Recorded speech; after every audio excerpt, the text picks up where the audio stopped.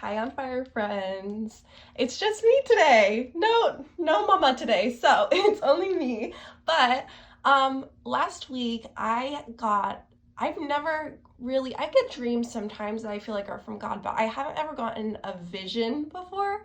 And I got a vision last week. So I don't know, I've been feeling compelled to share it. But before we get into that, let's look at the shoes. So you may have seen these guys before in a previous video, but I am obsessed with slippers. I have all these slippers that have rubber soles so I can wear them absolutely everywhere. I've got dino ones. I used to have giraffe ones. They got demolished. I have these ones. I have little Highland cow ones, but I am obsessed with slippers.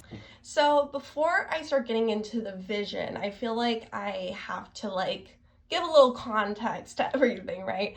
So I'm very much the definition of type A person. I am always thinking about the next thing and what I can do to get to that, and I'm always just go, go, go. I feel like especially too growing up with being super busy with dance and also really loving school and wanting to do well in school, I'm very good with time management, and I don't know, I'm able to maximize everything that I can do so that I can do other things as well, right? So, but recently that's gotten kind of twisted in my head. I feel like I've been working towards 100% performance versus 100% effort. And I feel like there's a big distinction between those two, but in my head more recently that line's gotten crossed. And so I'm in college right now, and I mean I definitely feel pressures with school, and I don't know, I talked about in previous videos, I've been diagnosed with anxiety. I've been also diagnosed with depression, and specifically this past semester it's been really hard because I have felt so lazy, so extremely lazy. And lazy to me is like an evil word. They're like, don't you dare try to describe me as lazy, because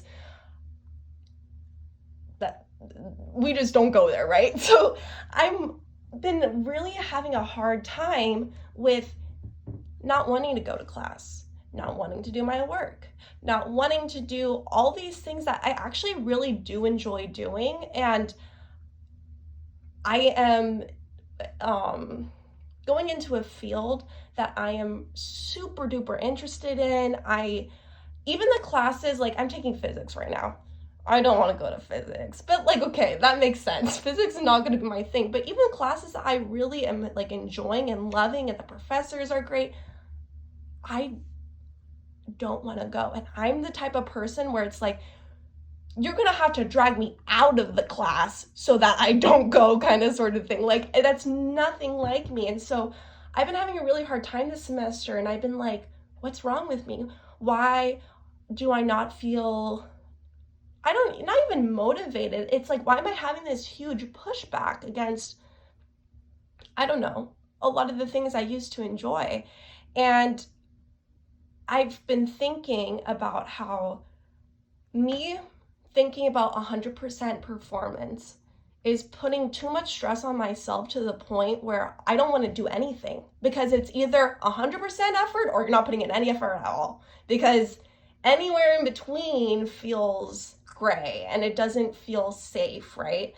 And so I go to therapy regularly, but when talking with my psychologist, she kind of, I don't know, she's helped me remind myself that definitely the pattern that I'm seeing is true, but also too, I do really think my depression's come back this semester, and that kind of, even just that has made me stop trying to figure out what's wrong with me. Because again, type A, I'm going to keep on pushing. I'm going to keep on working hard till I find out what's the issue, because if there's an issue, then it has to be a reason. If there's a reason, it has to be my fault. And blah, blah, blah. My brain starts going way too fast, right?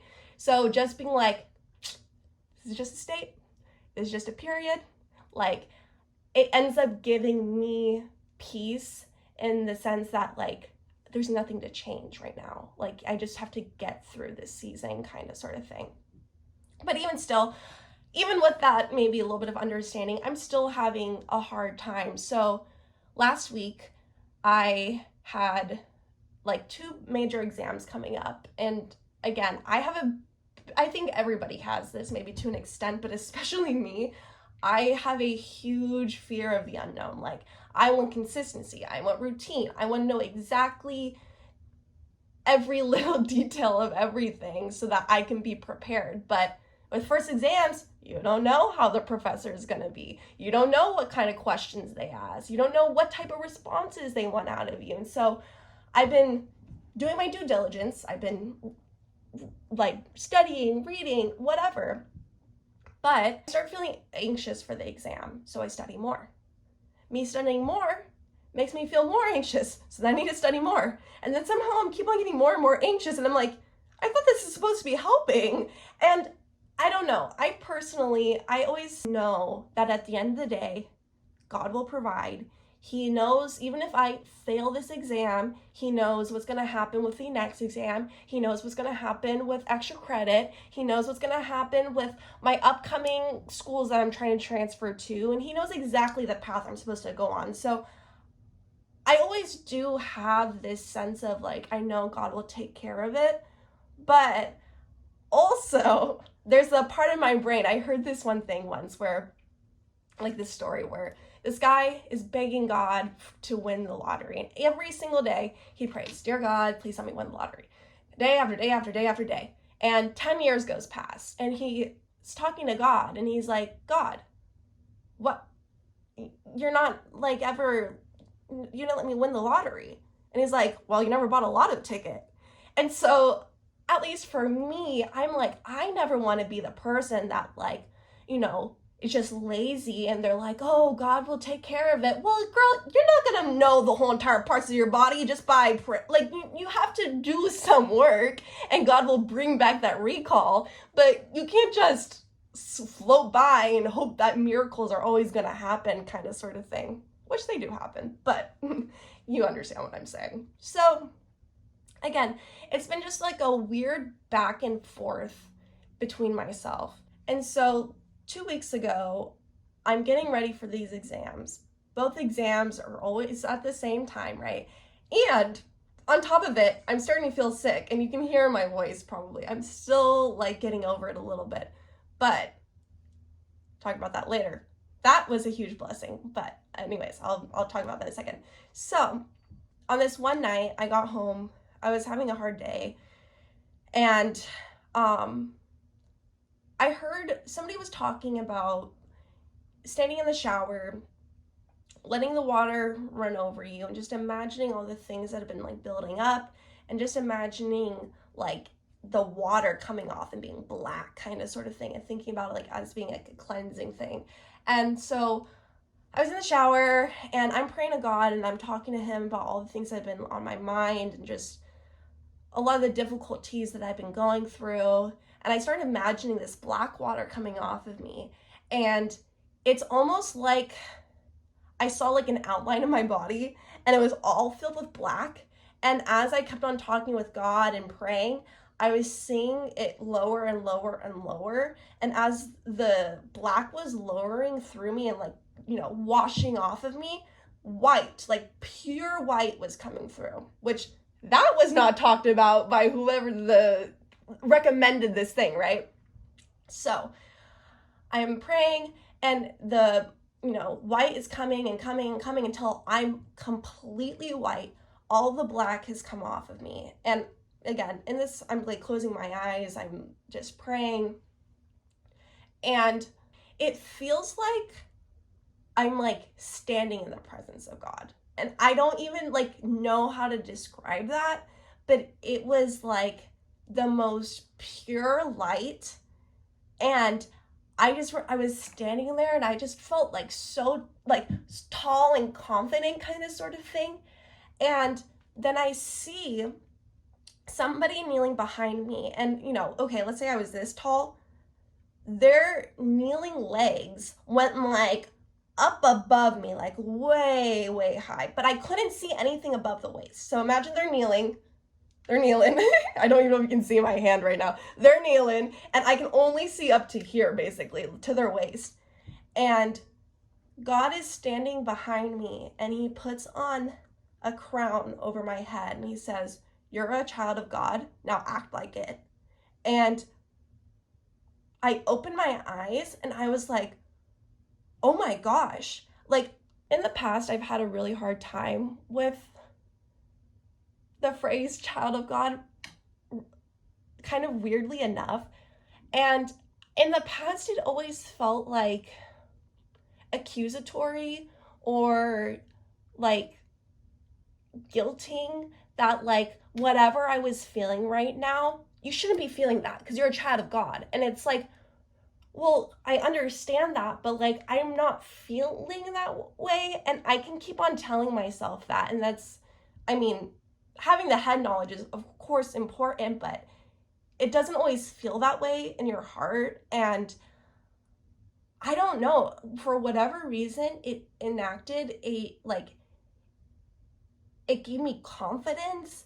And I was like, I am trying to put in 100% effort, and I need to be putting in less than that so that God can do the other percentage. Like, he's the one who's going to carry me through this. It's not me. It's not all my effort. It's not all the work that I'm trying to do.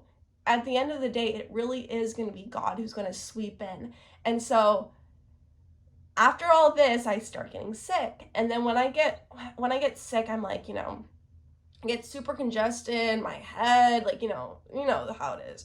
So I'm like, I don't really want to study. I don't really want to. And I'm like, but I did study a lot. And I'm like, maybe this was God's plan, because he knew if I wasn't sick, I would be every single day cramming in so much stuff that at the end of the day, it wouldn't make a difference. I would stress myself out more, and then I might even do worse. So why am I trying to do everything on my own when I really know that God is going to take care of me? And so I don't know, it gets really hard when for me, my priorities is everything else above myself. And so it felt like God was being like, no, it's okay to focus on yourself for a little bit and make sure that you're okay. And this is also how you prepare for exams. Like, it's not only one way. And I think a lot of times with a lot of people in different situations, we can get into a very closed-minded, I don't know what you call that.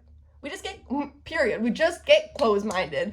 And so it's really hard to think about other options. And when we don't have other options, we feel really constricted, and then we're even not wanting to do it even more. And then it's really, you kind of get into this loop. And so, I mean, it's been like almost 2 weeks since or maybe like it's been a week and a half since my whole thing. And I mean, I'm still having hard days. I'm still dealing with a lot of the thoughts I had before, but there's also such a huge sense of peace. And I don't know, it's making me feel that it is productive to take care of myself. And I mean, God doesn't want us neglecting ourselves. I think sometimes we can create hell on earth for ourselves, and it very much, God saying to me, like, you're a child of God, now act like it.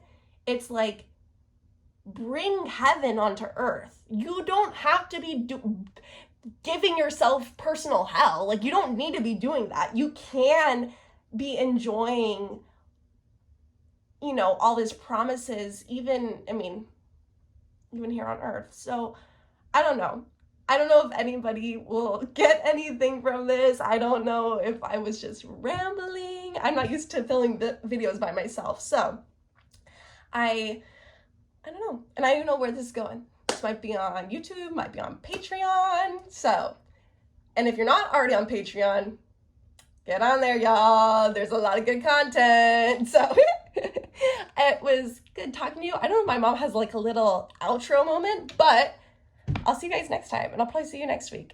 Alone, too, so you might get another video from me.